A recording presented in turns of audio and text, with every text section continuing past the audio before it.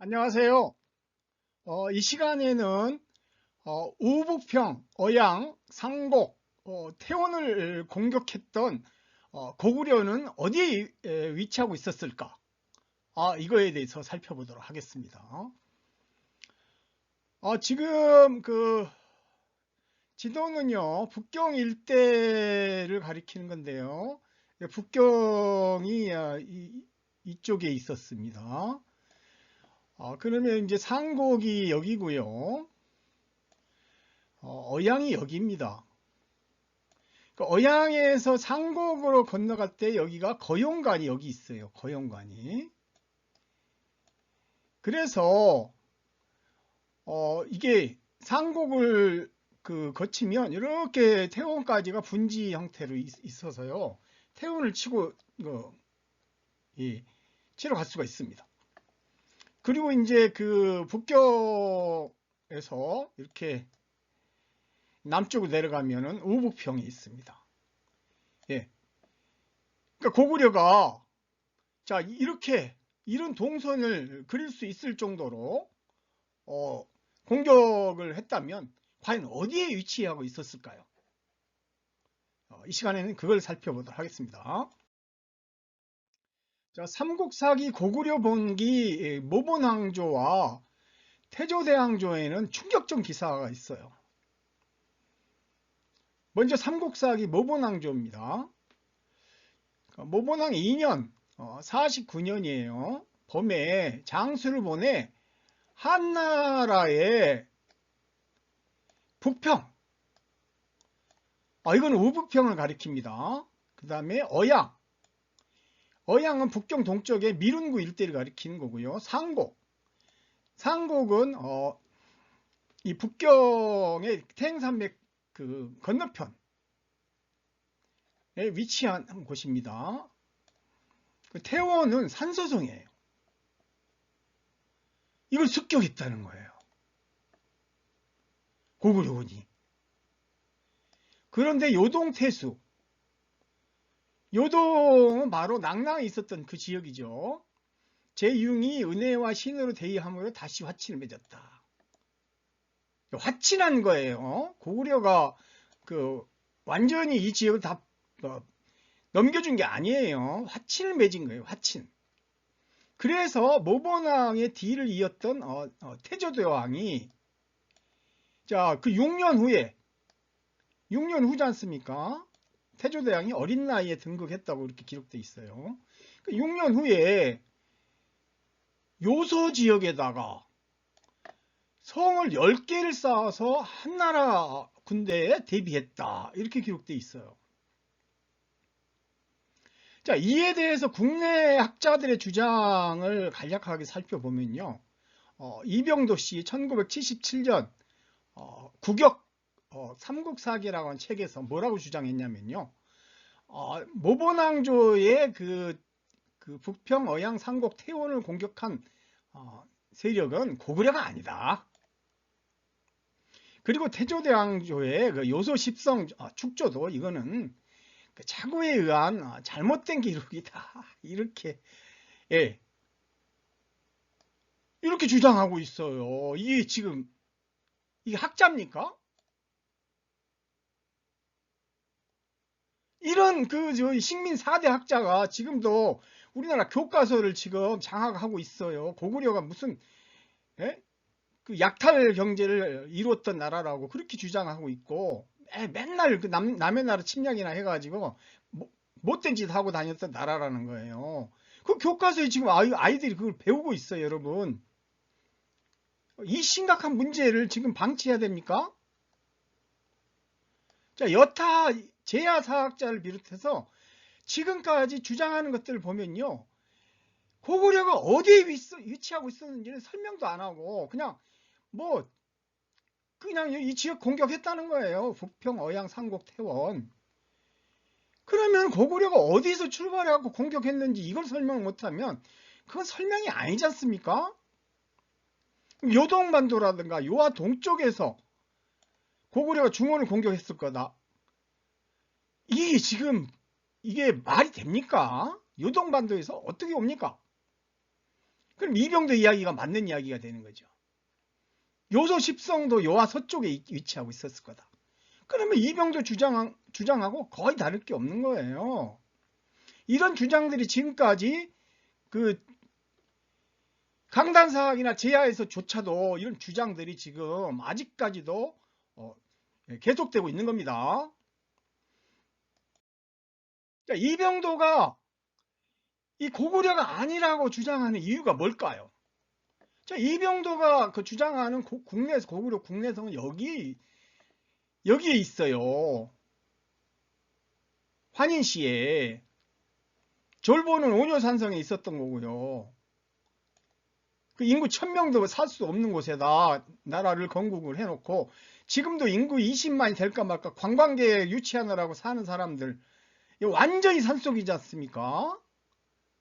고대의 그 문명의 고대 국가 문명의 그 정치 경제학에 대해서 하나도 모르는 그냥 자기 멋대로 그냥 비정한 겁니다. 이거 여기에서요 이 태원까지 고구려가 침략했다는 것을 이병도는 믿을 수가 없는 거죠. 어떻게 갑니까요?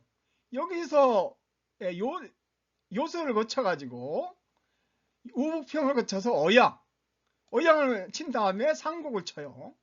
상곡을 쳐서 태원까지 간다. 이거는 어마어마한 거죠. 여기 태원에서 여기까지는 북경에서부터 단동이 여기까지만 해도 말로 3개월이 걸렸다 그러니까요. 그러니까 한 5개월 이상 걸리는 곳에 어떻게 쳐들어가냐? 이게 이병도의 주장입니다. 우리 아이들이 이거 배우고 있고요. 아직도. 예, 고구려 도읍은 오녀산성 인근 환도 공면성에 있었던 겁니다. 그러니까 요동에서 여기서 출발했다는 이야기나 뭐 그게 별반 다를 게 없는 거예요. 거기다 요소에다 10성을 쌓았다. 그러니까 이병작을 보기에는 이 요소도 남의 땅인데 거기다가 왜 성을 쌓냐 이런 이야기죠. 요수가 여긴데 고구려는 전혀 이쪽으로 갈 수가 없다는 거예요. 이병도 주장은. 애당초 자기가 산에다가 그냥 고구려 집어 넣어놓고 구석에다가 집어 넣어놓고 그렇죠. 말 그대로 한 5개월 걸리는 거리까지 어떻게 쳐들어갑니까? 이 우북평이라는 것을 지금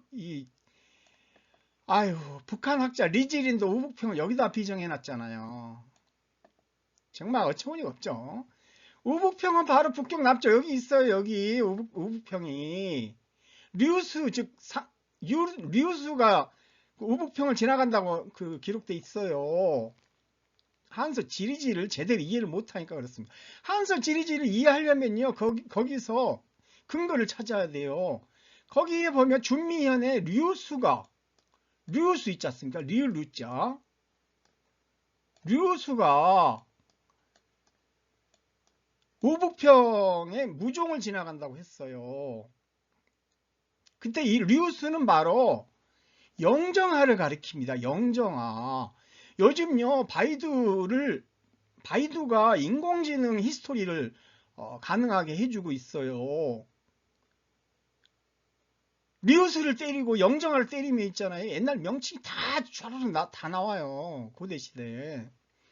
그렇기 때문에 저는 인공지능을 통해서 그 류수를 찾아낸 거예요. 한서 지리지에.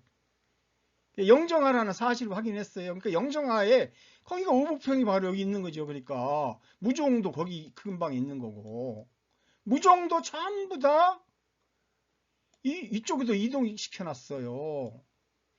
그러니까 이 오북평도 다 가짜죠. 그리고 여기가 이렇게 이것도 인공지능으로 찾은 건데요.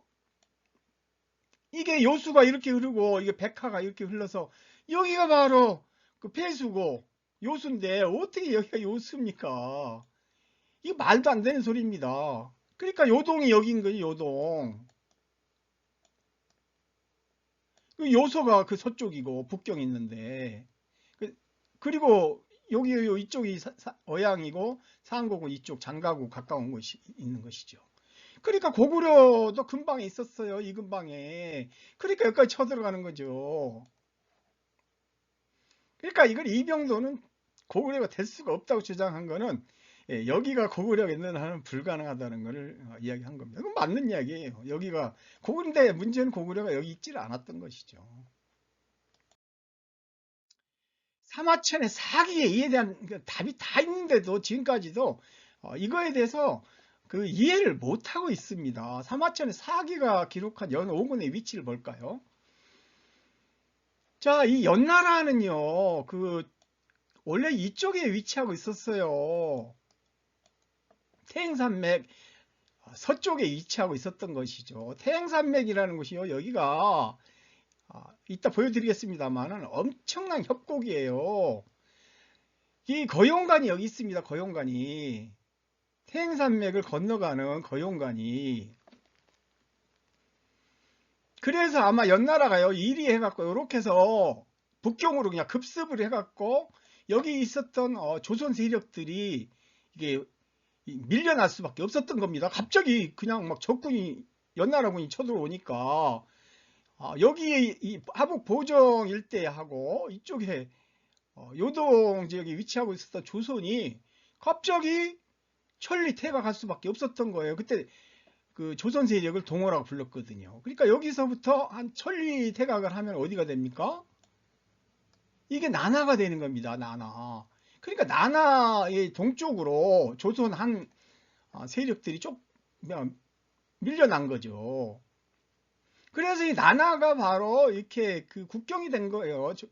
처음에는 만반항이라고 불러 진계가 쳐들어올 때. 그 천리 퇴각한 곳에다가 조양에서부터 초양이 여기지 않습니까? 초양에서부터 양평까지 이렇게 그 장성을 쌓은 거예요. 양평까지 이렇게. 그리고 그 안에다가 연 5군을 설치한 겁니다. 자, 우북평은요 하북 보정 일대예요. 보종 일대도 조선이 있었기 때문에 요 일대가 우북평이고요. 그 다음에 어양이 바로 이게 연산산맥하고 태행산맥이 그 에워싸고 있는 요 위지역 이 어양이고요. 그 다음에 이 상곡은 여기 이쪽입니다. 상곡군. 그 다음에 이제 이게 바로 소요수고요. 이게 이렇게 이제 백하하고 만나가지고 여기서 대요수가 돼갖고 이게 조선화입니다. 조선화 이게 그래서 이렇게 흘러내려요. 그래서 이 요수를 기준으로 해가지고 동쪽을 요동, 북경 일대의 서쪽을 요서라고 부른 것이죠. 이게 바로 연오군이에요. 그럴 때 고구려가 건국된 절본은 바로 제가 말씀드렸죠. 여기 이 일대라고. 여기가 절본. 고구려 평양성은 이 진번이라고 하는 이곳. 그래서 고구려의 그 왕들이 제사지내로 절본으로 강을 건너가는 겁니다. 그리고 고구려가 여기 있었기 때문에 어양을 치고 어양에서 거용관을 거쳐가지고 상곡을 건너가서 이 태원까지 이렇게 내달린 것이죠. 이쪽은 이 평야지대이기 때문에 말 타고 그냥 빠른 속도로 태원까지 칠 수가 있는 거예요. 당연히 우북평은 뭐 어양을 치면 그냥 바로 칠 수가 있는 거죠. 그럴 때 왜 고구려가 이 일대에 위치할 수밖에 없었느냐면요. 그거는 이제 44년에 이쪽 이 요동 지역을 빼앗깁니다. 그래서 요 북쪽으로 고구려가 밀려났어요. 그래서 고구려가 이제 계속해서 공격을 해가지고 모본항 때 여기를 공격을 해가지고 여기까지 우북평까지 장악을 한 것이죠.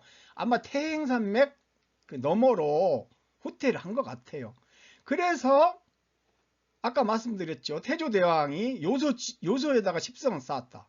요소가 여기지 않습니까? 우북평이 여기고. 그러니까 여기에 영정하 일대에다가 이렇게 성을 쌓은 거예요. 10개 성을 쌓았어요.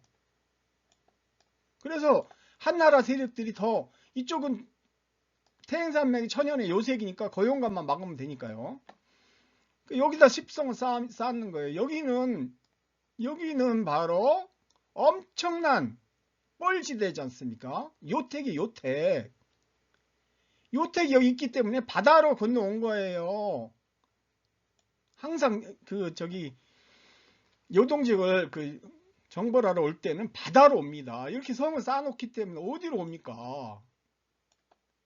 태조대왕 때 10개의 성을 쌓았다는 요소 10성은 바로 여기입니다. 여기. 태행산맥의 지형도를 한번 보십시오. 태행산맥 일대면에 다 이렇게 돼 있어요. 그래서 이쪽이 바로 고조선이 위치하고 있었던 곳이고, 이쪽이 연나라가 위치하고 있었던 곳이에요. 그러니까 연나라가 여기를 쳐들어온다고 이런 데 넘어갔고 못 옵니다. 올 수가 없어요. 오로지 거용관이라는 곳이 한 곳이 있어요. 이 거용관, 요 산 사이로 이렇게 거용관이 있습니다. 그렇게 해서 글이 넘어온 거예요. 이러한 그 천의 지형을 그 요새로 삼아가지고 조선과 요동 세력들이 거기 있었던 것이죠. 그리고 이제 고구려가 그걸 계승해가지고 이제 북경의 일대에 위치하고 있었던 거예요. 그래서 북경 일대에는요, 고구려 관련된 지명이 아직도 많이 남아 있습니다. 고구려가 왜 북경에 있는가라는 책을 쓰신 분도 있죠. 고구려 지명이 수없이 많이 있어요. 그분 책에 따르면. 일일이 열거하기 힘들 정도로 많습니다. 그러니까 북경은 고구려 땅이었던 거예요. 자, 이거에 대해서 모본왕의 그 공격에 대해서 후한서 고구려전하고 자치통감의 관련 기사를 한번 보겠습니다. 후한서 고구려전에는요, 건무 25년 49년 봄 고구려가 라고 분명히 적었죠. 우북평, 북평이 아니라 우북평이에요. 어양, 상곡, 태원을 침입하여 노략질하는 것을 요동태수 제이융이 은희와 신유를 초유하니 모두 다시 항복하였다라고 기록되어 있잖아요. 똑같잖아요. 삼국사의 기록은 바로 이 기록을 갖다가 옮긴 것이죠. 그러면 후한서, 이게 중원의 사서인 후한서, 중원의 4대 사서 중에 하나입니다. 이 사서에서 우리가 그냥 고구려 세력한테 그냥 침략당했어 라고 가짜 기록을 쓰겠습니까? 터무니없는 소리죠. 요동태수 제이융이라는 사람이 자치통감에서 등장합니다. 그 뒤에 이제 구려왕 궁이 태어났는데요. 이게 태조대왕입니다. 태어나자마자 그냥 곧 눈을 뜨고 사람을 쳐다봤대잖아요. 아주 똘망똘망하고 씩씩했다는 거죠. 그러니까 국인들이 미워했겠어요? 중국 애들이 미워했다는 이야기겠죠. 여기다 중자가 빠진 거예요. 중원인들이 미워했다. 즉 고구려 사람들은 아주 사랑한 거죠. 태조대왕을. 장성함에 용맹스럽고 건장하여 자주 병경을 침범했다. 이렇게 기록해놨어요. 태조대왕 때 아주 중원을 유린을 합니다. 자치통감 광무제 건무 25년 기후 49년에는요. 여기는 여기도 춘추빌법이 있어요. 그냥 자세한 건 안 쓰고요. 범정월 요동 요새 밖에 맥인들이 병경을 침입하니까 태수 채융이 이들을 불러서 항복시켰다. 이렇게 간단하게 기록해놨어요. 후한서보다 훨씬 더 간략하게. 그러니까 중원의 사설에도 구려 맥인들이 우북평, 어양, 상곡, 태원을 침입했다고 지금 주장하고 있지 않습니까? 그런데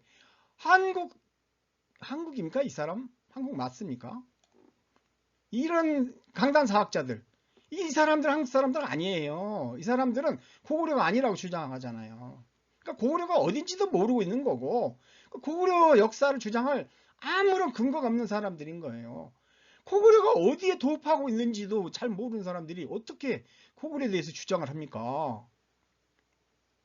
엉뚱한 데다 고구려 해놔가지고 지금 유사시 북한까지 지금 먹으려고 하지 않습니까? 이 한국 사학이 이러고 있기 때문에 중원에서 아직도 우리를 깔보고 있는 거예요. 우리도 이제 중국 공정을 해야 됩니다. 북경이 우리 거예요. 삼국사의 고구려 번기에 왜 그 고구려가 북경 일대까지 다시 쳐들어가게 됐는가, 그거 상황을 한번 보십시오. 27년 44년 가을 한나라 강무제가 바다를 건너가지고 낭낭을 쳤다는 거 아닙니까? 낭낭 요동 있지 않습니까? 사기에 그 기록되어 있는 그 요동 지역의 그 남쪽이 바로 낭낭이에요. 그 땅을 그리고 9년으로 다시 삼아버렸어요. 고구려 세력이 있었던 곳에. 그래서 고구려 북쪽, 고구려가 있었던 지역이 살수. 이게 무슨 청천강이 살수입니까? 백화 일대가 바로 살수죠. 요 살자가요, 박다는 뜻이에요. 보살할 때 살자로. 이 박수라는 말하고 같아요. 백화를 가리키는 거예요.